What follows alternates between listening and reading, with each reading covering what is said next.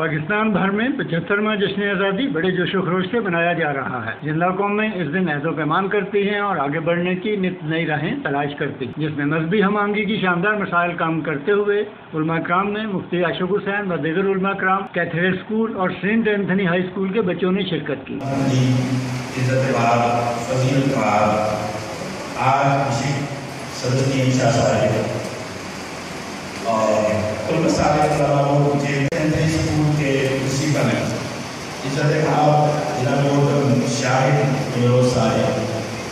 और इसी तरह वक्तों के बैठक वाले मुश्ताक साहब और दीगर जितने भी हमारे यहाँ साथी मौजूद हैं, मेरे प्यारे दीन बच्चों, आप मुझसे नसीब है कि आप उस स्कूल के अंदर ज़ेरे तालीम हैं जिस स्कूल में इस मुल्क की माइशत हो, इस मुल्क की अदालत हो, इस मुल्क की वजारत हो, इस मुल्क की मेहनत हो, इस मुल्क की सनत हो।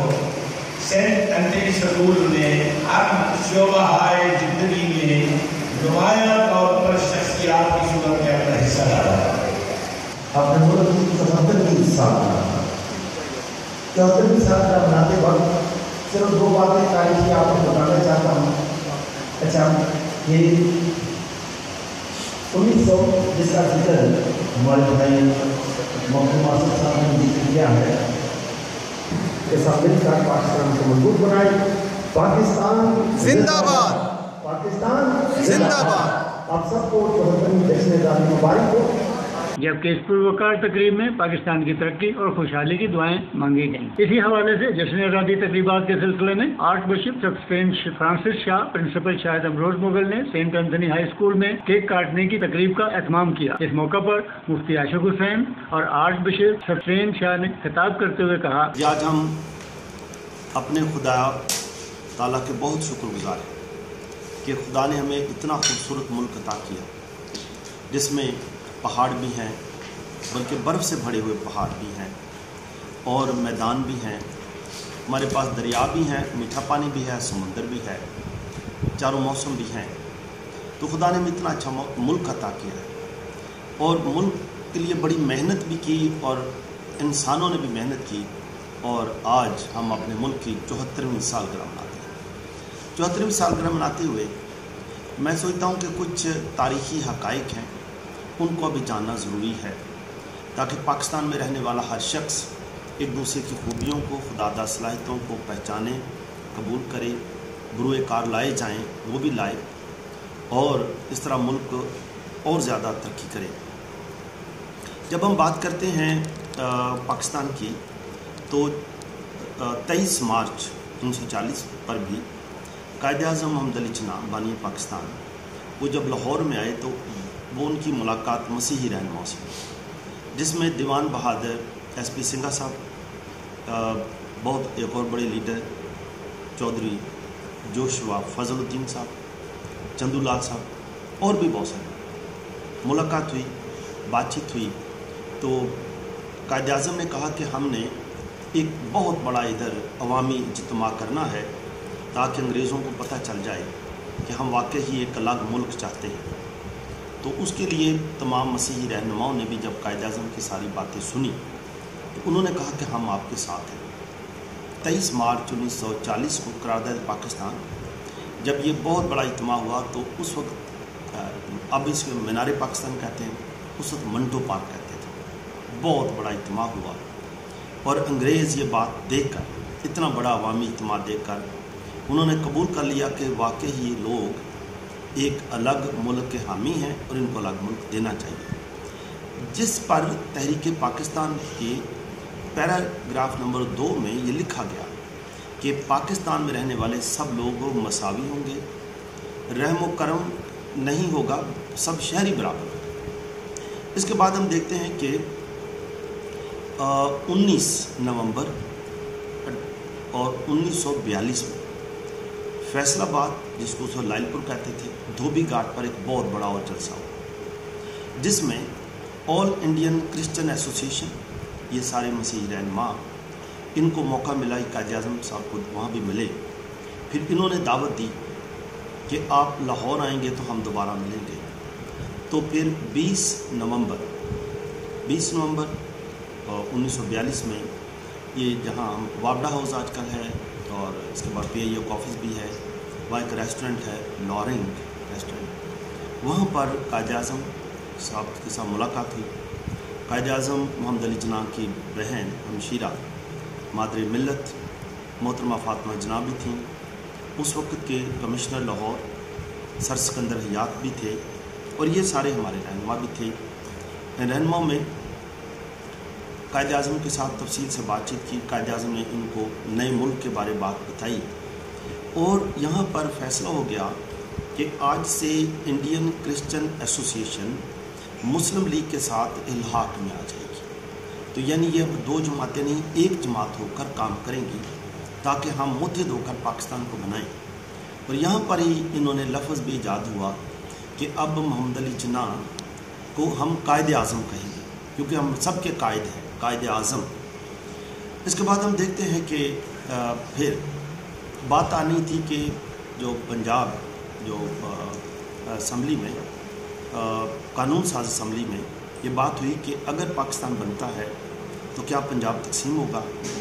मसीह रहनुमा ने चौधरी जोशुआ फजलुद्दीन ने उन्होंने तजवीज़ पेश की, उन्होंने अंग्रेज़ों को भी तजवीज़ पेश की कि पूरा पंजाब पाकिस्तान में शामिल किया जाए, पंजाब को तकसीम ना किया जाए। लेकिन उन्होंने कहा चलो मर्दमशुमारी करा लेते हैं। मर्दमशुमारी के लिए जब फिर इजलास हुआ तो पंजाब बाउंड्री कमीशन बनाया गया।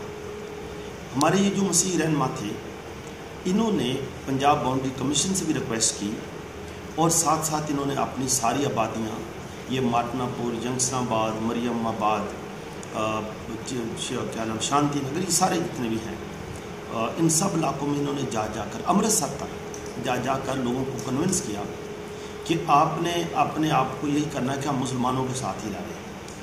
तो ये पंजाब बाउंड्री कमीशन को कहा गया कि हमारी मसीही आबादियों को भी मुस्लिम आबादियों में शामिल कर दिया जाए ताकि ये जाहिर किया जाए कि ये जो खत्ता है इसमें मुसलमानों की अक्सरियत है, ताकि ये मुल्क अगर पंजाब तकसीम हो तो ये वाला हिस्सा हमारे पाकिस्तान में आए।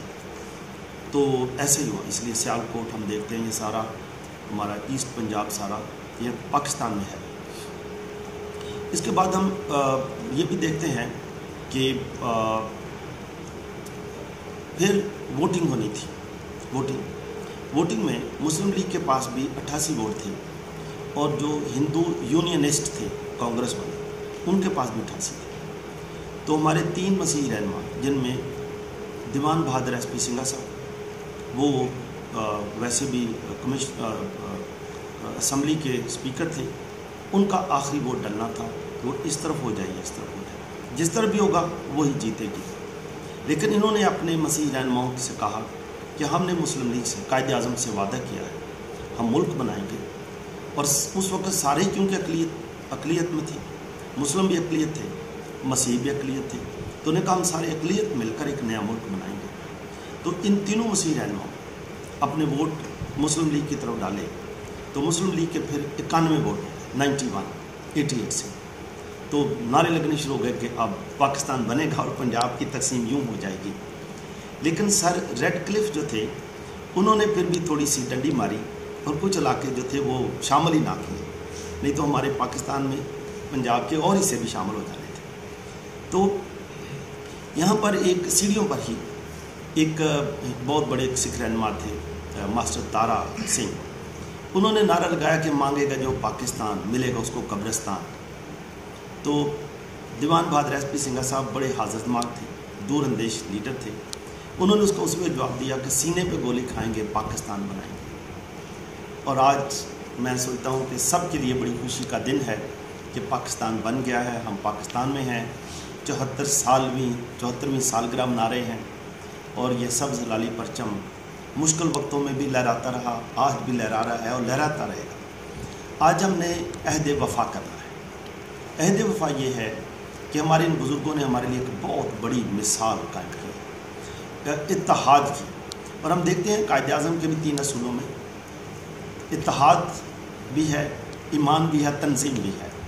तो जब ये तीनों चीज़ों को हम मिला के चले गए तो इसका मतलब ये है कि फिर कायद-ए-आज़म ने इसलिए पाकिस्तान बनने से 3 दिन पहले 11 अगस्त 1947 को कायद-ए-आज़म ने अपनी तकरीर में दस्तूर साज असम्बली को कहा कि आज से पाकिस्तान बन गया है, हम फ्री हैं, आप सब फ्री हो, आज़ाद हो। आप अपनी मस्जिदों में जाएं, आप अपने मंदिरों में जाएं, आप अपने गिरजाघरों में जाएं। आपका मज़हब अपना अपना है, लेकिन रियासत सांझी है। हमने दुआएं अपने अपने तरीके से करेंगे, लेकिन मुल्क को बचाने, मुल्क को मजबूत करने, मुल्क को इस्तेहकाम देने के लिए सब ने मिलकर काम करना है।